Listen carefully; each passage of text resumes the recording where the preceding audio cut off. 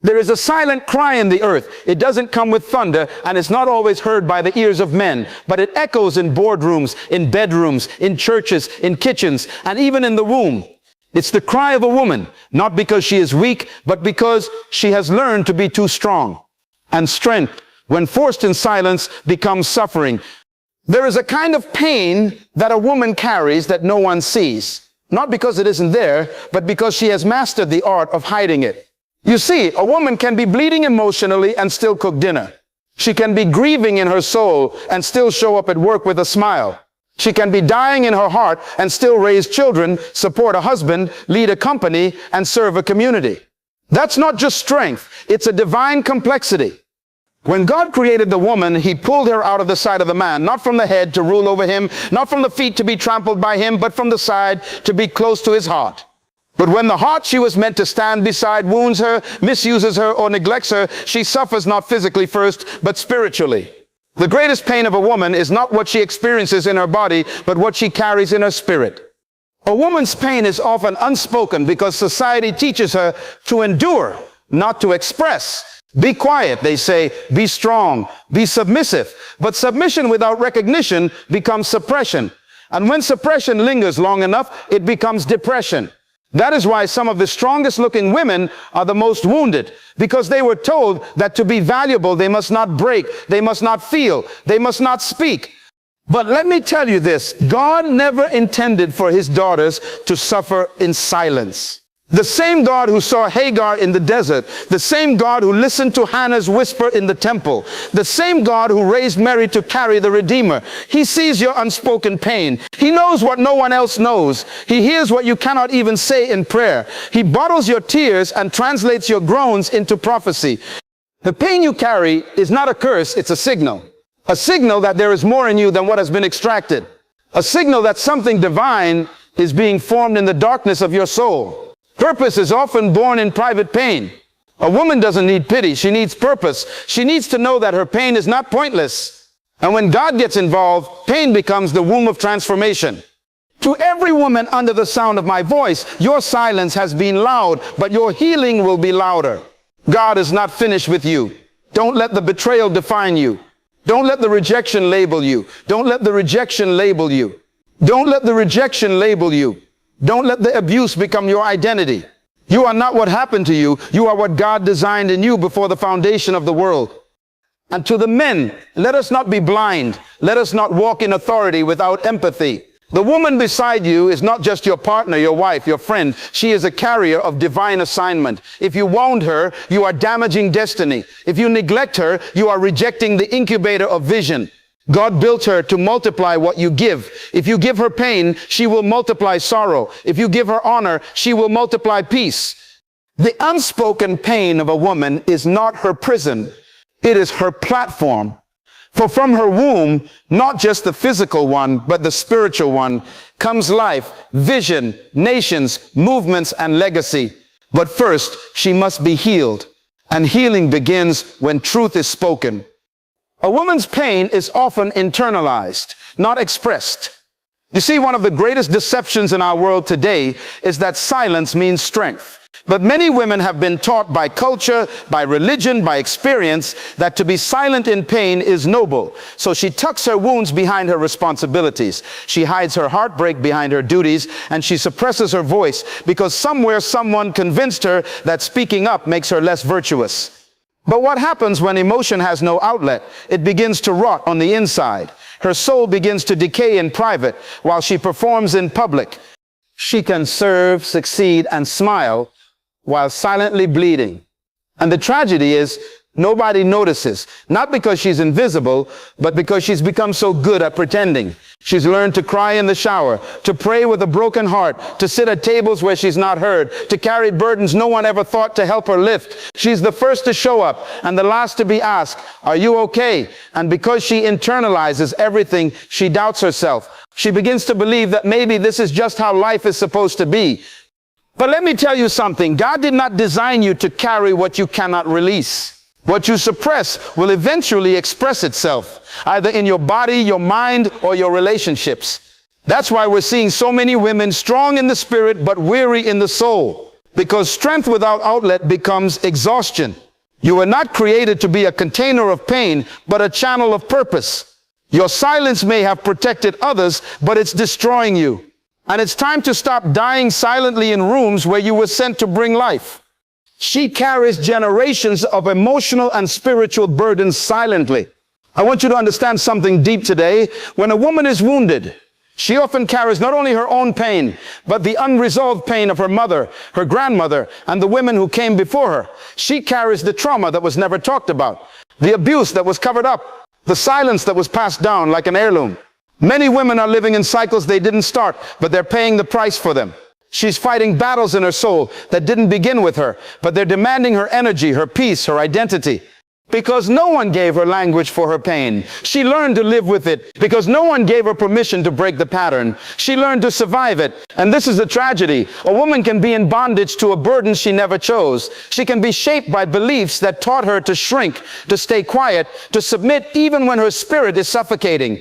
And so she wears strength like armor, but inside she's carrying stories that were never told, traumas that were never healed, and expectations that were never fair. But hear me clearly. Just because it's been passed down doesn't mean it must continue. You are not required to carry what broke the women before you. God did not put you on this earth to live under the weight of generational pain. You are the interruption to the dysfunction. You are the answer to a cry your great-grandmother never got to voice. You are the one who can say, "It stops with me."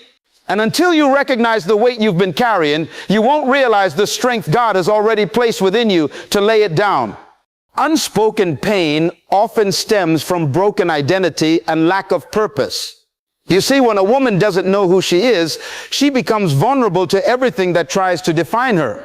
And the danger of not knowing your identity is that you start accepting roles that don't match your design.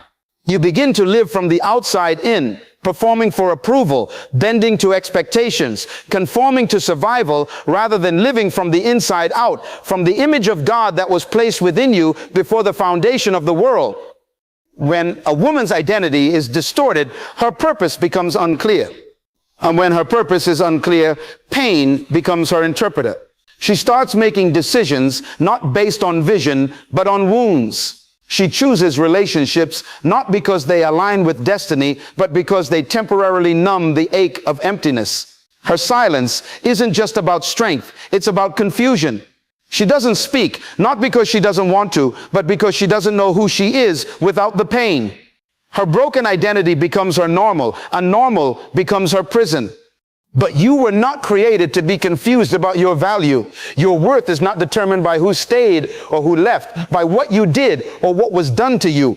You were made with intention, with divine blueprints. When God formed you, He wrapped purpose in your spirit. And pain, no matter how deep, does not erase that. It only covers it.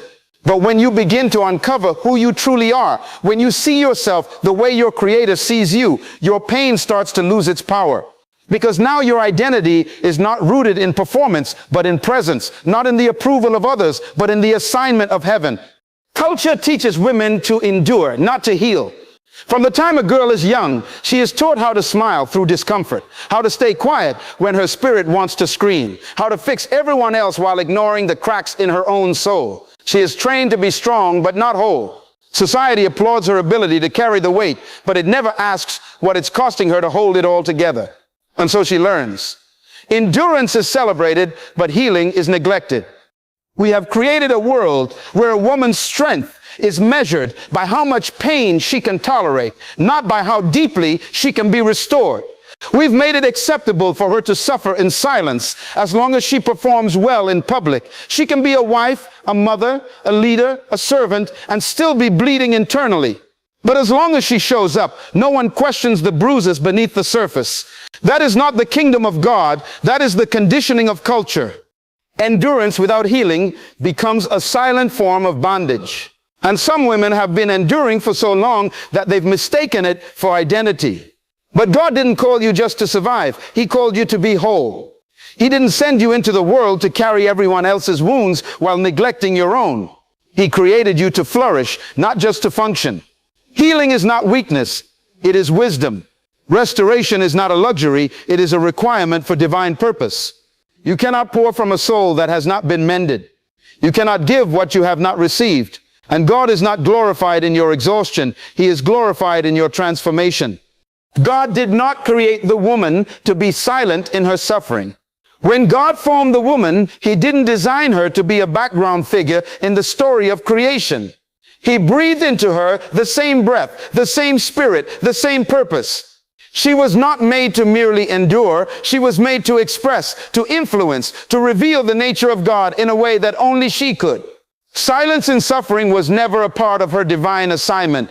But over time, religion, culture, and broken systems taught her that to be good is to be quiet, that to be virtuous is to be invisible, that to be respected is to remain unheard. So many women have mistaken silence for strength, when in fact, silence in the face of injustice, abuse, and pain is not holiness, it's bondage.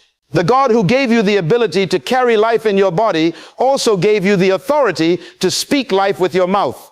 He gave you a voice, not just for singing and worship, but for declaring truth, for speaking healing, for calling out destiny.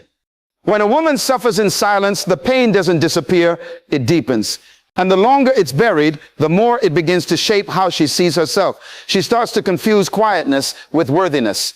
But hear me, your value is not found in how much you can suppress. Your value is found in how fully you reflect the image of God. And God is not silent when His creation is hurting. He speaks, He heals, He confronts, He restores. And you were made in His likeness. You were made to speak with wisdom, with authority, and with grace. Your silence may have been survival, but your voice is your revival. Emotional neglect is one of the most invisible yet destructive forms of pain a woman can carry. It's not always about what happened, it's often about what didn't happen. The words she never heard, the comfort she never received, the presence she never felt. You see, it's easy to notice physical wounds, but emotional neglect hides in silence. It hides in the moments where her tears were dismissed, where her voice was ignored, where her needs were considered too much or too inconvenient. And because it leaves no visible scars, many women don't even realize they are living out of emotional deprivation. She learns to function without feeling. She learns to meet needs. She was never taught to acknowledge. She shows up for everyone else while silently starving for connection, affirmation, and value. That kind of emptiness becomes a cycle, a pattern passed down through generations. A woman who is emotionally neglected often becomes the woman who neglects herself. She'll serve from an empty cup. She'll love from a depleted soul. She'll perform while internally unraveling. And no one sees the cost because she's been taught to pretend that everything's fine. But God did not create you to live emotionally malnourished. He didn't design you to give what you've never received. The fruit of the Spirit includes joy, peace, gentleness, love, all of which require emotional wholeness. That means healing is not just spiritual, it's emotional. God wants to restore not just your faith, but your feelings. He wants to reach into those neglected places in your heart and say, I see you, I care for you, I made you for more. Because when a woman begins to heal emotionally, she doesn't just survive, she begins to thrive with divine purpose and unstoppable clarity. A woman's healing begins the moment she stops apologizing for her pain. One of the greatest lies women have been told is that to acknowledge their pain is to be dramatic, emotional, or weak. So she learns to apologize for feeling too deeply, for crying too long, for needing too much. She apologizes for being human, but pain is not something to be ashamed of. Pain is a signal that something sacred needs attention. And when a woman stops apologizing for her ache, she begins to step into her authority. The truth is, healing cannot begin where honesty is absent. As long as you are minimizing your pain to keep others comfortable, you are delaying your freedom. As long as you are shrinking yourself to fit into roles that suffocate your soul, you are betraying the very purpose God placed within you. You cannot be who God called you to be while pretending everything is fine. He does not heal performances. He heals the truth. And the truth is, many women are exhausted not because they're weak, but because they've spent years apologizing for what was never their fault. But hear me. Your tears are not a threat to your strength. Your vulnerability is not a contradiction to your value. In fact, it is through your honesty that God begins to unlock the restoration your soul has been craving. When you stop apologizing for what hurt you, you finally give God permission to reach it. And when he touches it, he doesn't just mend it, he transforms it. He takes broken pieces and builds platforms. He turns wounds into wisdom. He turns silence into strength. Because when a woman heals without apology, she becomes a force that hell can no longer silence. So to every woman listening, your pain is real, but it is not your identity. Your silence was survival, but it is not your destiny. You were never created to carry what God came to heal. You are not weak for feeling deeply, and you are not unworthy because you broke while trying to hold everyone else together. You are God's masterpiece, formed with intention, wrapped in purpose, and destined for wholeness. It's time to rise, not as a wounded soul hiding behind strength, but as a healed vessel walking in truth. Let the unspoken be spoken. Let the hidden be healed. And let the pain you once carried become the platform from which heaven speaks life through you. You are not here by accident. You are the answer to a generational cry. You are the restoration that your bloodline has been waiting for. It stops with you. It heals through you. It begins now.